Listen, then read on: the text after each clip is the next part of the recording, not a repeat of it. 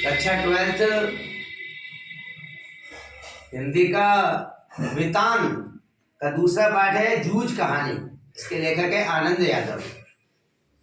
इस कहानी में उन्होंने अपने बचपन की जीवन के बारे में बताया है कि वो किस तरह पढ़ाई के लिए जूझते रहे, किस तरह उन्हें संघर्ष करना पड़ा। वो गांव में रहते थे, उनके गांव में गन्ने की खेती होती थी। सबसे पहले गन्ने से गुड़ बनाने की चरखी उनके यहाँ लगती थी। उनके पिताजी सबसे पहले लगाते थे। उनके पिताजी का मानना था कि सबसे पहले अगर हम लगाएंगे तो हमको गन्ने की कीमत बेटा अधिक मिलेगी, ये उनका मानना था। अन्य गांव वालों का मानना था कि ज्यादा समय तक गन्ने को खड़ा रहने देंगे तो गन्ना पक जाएगा, रस अधिक निकलेगा, गुड़ अधिक मिलेगा, ये उनका मानना था। तो कक्षा 5 में जब लेखक पढ़ रहे थे उस समय जल्दी चरखी लगाई उनके पिताजी ने गन्ने से गुड़ बनाने की, तो पढ़ाई उनकी बंद कर दी, उनको पेपर नहीं देने दिए। इस कारण से वो फेल हो गए। अब लेखक का मन तड़पता था पाठशाला जाने के लिए, पढ़ने के लिए, पर करे क्या, कैसे पढ़ाई करें। पिताजी उनके ठीक नहीं थे। उनकी पिताजी जो थे उन्होंने आनंद यादव की पत्नी को, आनंद यादव को, इनको खेतीबाड़ी के काम में जोड़ दिया था। उनको पढ़ने नहीं देते थे, खुले गांव में घूमते थे, खुद काम नहीं करते थे। एक बार उनकी माँ कंडे थाप रही थी। उन्होंने पूछा माँ से, माँ मैं पढ़ना चाहता हूँ।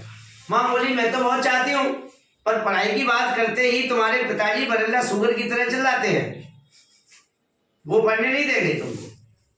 अनावश्यक आप तुम्हें और हमको दोनों को डांटेंगे, पीटेंगे, इस तरह से उन्होंने कहा। तो क्या किया जाए कि वहां के एक बहुत बड़े व्यक्ति थे दत्ताजी राव सरकार। उनकी बात उनके पिता बहुत मानते थे। उनका आदेश उनके लिए भगवान का आदेश था। तो कहा चलो सरकार से बात करते हैं। माँ बेटे दोनों गए, पूरी बात बताई जा करके। कहा बच्चे को पढ़ने नहीं देते हैं, माँ ने कहा, और ये भी मत कहना कि हम आए थे, ये कह देना साग भाजी देने आए। ठीक है, वो घर पे आए तो बता देना। उनके पिताजी का नाम रत्नप्पा था, इनका नाम गड़प्पा था। तो वो जब घर पे आए, माँ ने कहा सरकार बुला रहे थे, तुम क्यों गई थी? कि साग भाजी देने गई थी। बोला ठीक है मैं जाता हूँ, तुम तब तक खाना बनाओ, मैं आता हूँ। पहले से ही तय था कि जब पिताजी आ जाए तो थोड़ी देर बाद बच्चे को भेज देना। दत्ताजी राव सरकार ने बोल दिया था उनसे। जैसे ही वो चले गए पिताजी, थोड़ी देर बाद बच्चे को भेज दिया। बच्चा भी चला गया आनंद यादव। जाके कहा कि माँ बुला रही है, खाना बना लिया है।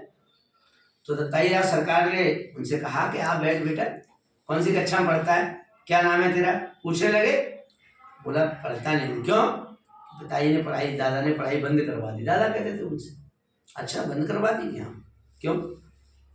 खेतीबाड़ी काम के लिए। अच्छा खेतीबाड़ी काम में बच्चे को रोक दिया है? तो बहुत डांटा उन्होंने आनंद यादव के पिताजी को, दत्ताजी राव सरकार। कहा कि ये पढ़ाई करो, बच्चे को पढ़ने जाने दो, और ये नहीं जाने देना तो बेटा तुम मेरे पास आ जाना, जो तुझसे बने काम करना है आराम से मैं तुम्हारी पढ़ाई कराऊंगा। घर आ गए दोनों। खाना खाते समय उनसे शर्त रखी गई, सुबह आते ही इसको घर से बैग लेकर खेतों पे आना है, काम करना है। वहां से 11 बजे स्कूल जाना है। स्कूल से आने के बाद बैग घर पे रखकर सीधा खेतों पर काम करने के लिए आना है। इतने से राजी हो तो ठीक है, कभी कभी घर ज्यादा काम हुआ खेतों में तो तुम्हें छुट्टी भी लेनी पड़ेगी विद्यालय से। इतने पे बात मंजूर हो तो पढ़ाई करो, नहीं तो नहीं करो, कोई जरूरत नहीं। उन्हें तो सब मंजूर था। बोले हाँ उन्हें तो पढ़ना था। स्कूल जाने लगे। गए, पहले दिन बच्चों ने परेशान किया। धीरे धीरे बड़ा बुरा लगा कि इससे तो अपनी खेती अच्छी है, पर धीरे धीरे वो सोचा थोड़ा सा अच्छी पढ़ाई हो जाएगी तो पास हो जाऊंगा, अभी 2 महीने में मेहनत कर लूंगा। तो धीरे धीरे एक गणित के मास्टर थे मंत्री जी, बहुत अच्छा गणित पढ़ाते थे। एक और लड़का था जिसका नाम था वसंत पाटिल, पतला पतला सा, उससे उनकी दोस्ती हो गई। वो बहुत इंटेलिजेंट था, गणित की बच्चों की कॉपी वो चेक करता था। उसको देखकर उन्हें पढ़ने की और ज्यादा ललक हुई। उन्होंने बैग ठीक किया, बस्ता किताबें अच्छी सुव्यवस्थित की, और वो भी पढ़ने में मन लगाने लगे, उसके साथ दोस्ती जम गई और धीरे धीरे एक तरफ से वो भी चेक करने लगे।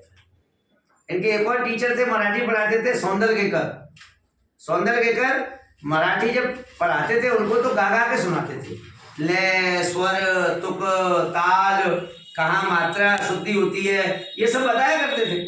तो उनके बताने से इनके अंदर भी पढ़ने की ललक पैदा हुई, वो भी एकांत में गुनगुनाने लगे। पहले खेतों में अकेले काम करते थे तो आनंद यादव को ऊबता था, बुरा लगता था, फिर तो धीरे धीरे अब तो गुनगुनाते, अकेले में काम करना इनको बड़ा अच्छा लगने लगा और गाने के साथ साथ वो अभिनय भी करने लगे। और कभी कभी तो भैंस की पीठ पर, कभी पत्थर पर खड़िया लेकर ऐसे लिखने लगे, वो कविताएं तुकबंदी करने लगे।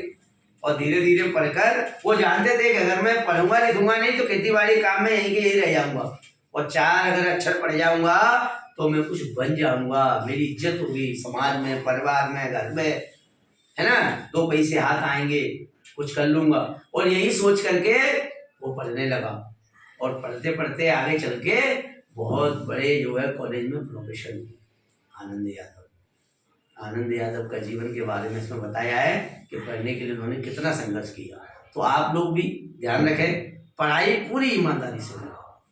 लोगों ने जब कितने संघर्ष कर करके पढ़ाई की है और बड़े बड़े पद प्राप्त किए हैं, उच्च पद प्राप्त किए हैं। आप लोग भी अच्छे से पढ़ें, ईमानदारी के साथ पढ़ें, पूरी ताकत के साथ पढ़ें, है ना, और चीज को अच्छे से समझ के पढ़ें। रटने की आवश्यकता नहीं है। निश्चित रूप से आप सबको अच्छी सफलता की प्राप्ति होगी, ऐसी शुभकामनाएं।